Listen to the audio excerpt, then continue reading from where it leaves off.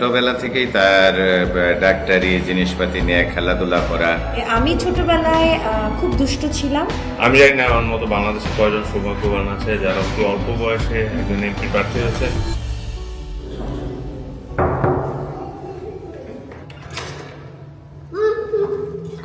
আপু আপনার সাথে একটু কথা বলতেন। রাত 12টা বাজে, মাত্রই আমি কাজ শেষ করে ফিরলাম।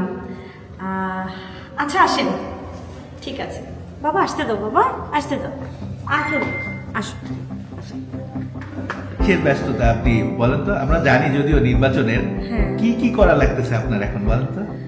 আমার তো ব্যস্ততা শেষ নাই ভাইয়া। সারাদিন নির্বাচনী প্রচারণা থাকে, মানুষের সাথে কথা থাকে, সাংগঠনিক কাজ থাকে, সাথে আমার 18 মাসের একটা বেবি আছে যে সারাক্ষণ ধানের শীষ বলে।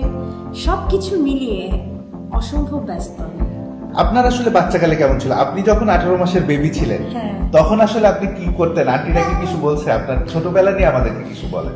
ভাইয়া, আমি আমার বেবির মধ্যে যে ধানের শীষের যে ওয়ার্ডটা আমি শুনতে পাই, এবং সে এত এনার্জি নিয়ে ধানের শীষ বলে, তা আমি যখন আমার মাকে জিজ্ঞেস করেছি, আমার মা বলেছে তোমরা এত ফার্স্ট ছিলে না, তোমরা এগুলো কিছুই বুঝতে না।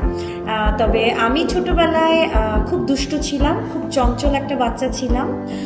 তবে পড়াশোনা করতাম সময় মতন।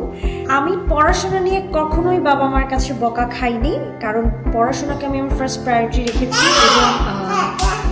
এবং পড়াশোনার দিক থেকে আমার কখনো কোনো কমপ্লেইন আসতো না। আলহামদুলিল্লাহ এসএসসি এইচএসসিতে জিপিএ 5 পাই, পরবর্তীতে বিবিএস কমপ্লিট করি, এক চান্সে পোস্ট গ্রাজুয়েশন কমপ্লিট করি।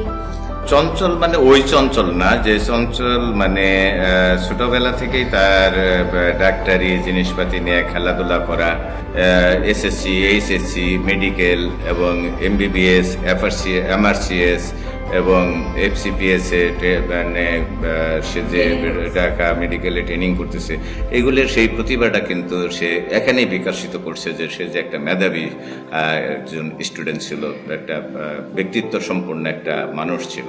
ছোটবেলা থেকে আসলে ওরকম স্পেসিফিক আমার কোনো লক্ষ্য ছিল না, তবে আমার বাবা চাইতেন আমি যেন মেডিকেলে পড়ি এবং ডাক্তার হই। পরবর্তীতে ইন্টার পাস করার পর সিনিয়রদের কাছ থেকে শুনলাম মেডিকেল খুব টাফ, প্রচুর পড়াশোনা করতে হয়, এবং মেডিকেলে সবাই একটা কথা বলে যে হচ্ছে ফেল করাটাই স্বাভাবিক আর পাস করাটা হচ্ছে অ্যাবনর্মাল।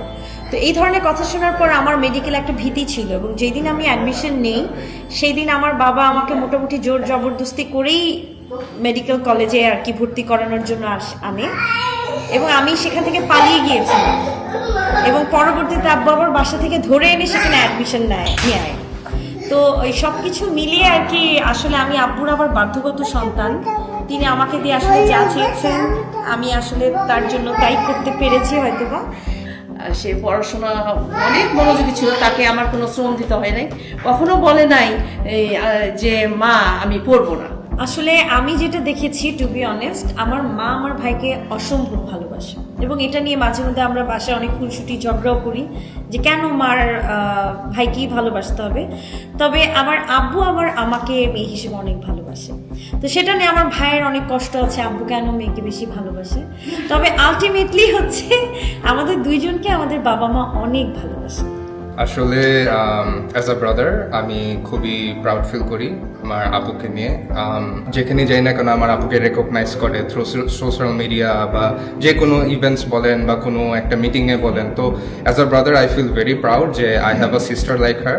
এটা বোন হিসাবে না, আমি এটা মানে it's like one in a million, মানে এরকম একটা মোমেন্টটা আসলেই মানে আমি তার ভাই হতে পেরে আমি খুবই প্রাউড, এবং এরকম একটা ফ্যামিলির আমি একজন সদস্য হতে পারে আমি খুবই প্রাউড ফিল করি as a family member and as a brother.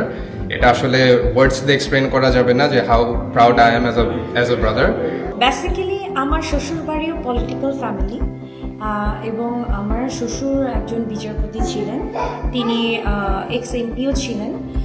তো সেই ক্ষেত্রে যেহেতু পলিটিক্যাল ফ্যামিলি, তারা আমার পলিটিক্যাল লাইফ সম্পর্কে অবগত ছিলেন, এবং তারা আমাকে নিঃস্বার্থভাবে কাজ করার ব্যবস্থা করে দিয়েছেন। যে অলরেডি যে অ্যাচিভ করেছে from her education life to her political life, এটা অবশ্যই একটা প্রাউডের বিষয়। এটা খালি আমি জানি না আমার মতো বাংলাদেশে কয়জন সৌভাগ্যবান আছে যারা অতি অল্প বয়সে একজন এমপি প্রার্থী হয়েছেন এবং অতি অল্প বয়সে মেডিকেল লাইন, যেটা ধরা হয় যে বাংলাদেশের এডুকেশনাল সিস্টেম সবচেয়ে কঠিন লাইন, সে অল্প বয়সে ইউকে থেকে ডিগ্রি অর্জন করেছে।